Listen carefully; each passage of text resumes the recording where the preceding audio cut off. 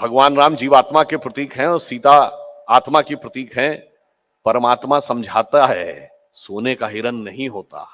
जीवात्मा भ्रमित हो जाती है, कहती होता है, मैंने अपनी आंखों से देखा है। और उसके बाद अपनी अंदर की समस्त परमात्म शक्ति को उसके अनुसंधान में लगा देती है। अब उसके बाद क्या आता है? उसके बाद आता है रावण। अब यहां ध्यान रखने की बात है, जब रावण आया था सीता हरण करने, क्या राक्षसी वेश में आया था? नहीं, साधु का वेश धर के आया था। आज भी बहुत सी ऐसी शक्तियां हैं जो लिबरलाइजेशन, ग्लोबलाइजेशन, मॉडर्नाइजेशन का आवरण धरकर आपके सामने आती हैं और अंदर से देखने में लगता है कि ये तो बड़े अच्छे विचार के साथ आ रहे हैं। ये वैसे ही है जैसे रावण सीता जी से आग्रह करता है, बाहर आ जाइए, बाहर आ जाइए। जैसे ही मर्यादा की लक्ष्मण रेखा पार की, अब उसका असली स्वरूप दिखने लगता है।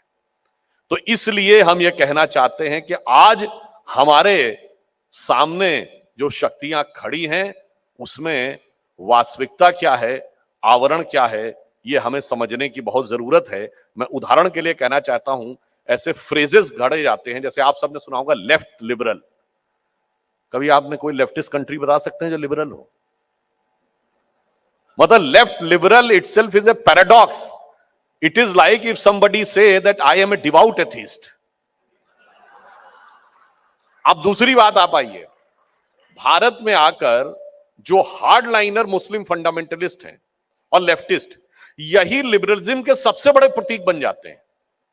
अब मैं आपसे पूछूं, एक आप कम्युनिस्ट कंट्री नहीं बता सकते जहां अभिव्यक्ति की स्वतंत्रता हो, और एक मुस्लिम कंट्री बताइए जहां अभिव्यक्ति की स्वतंत्रता हो। चलिए वहां तक तो ठीक है।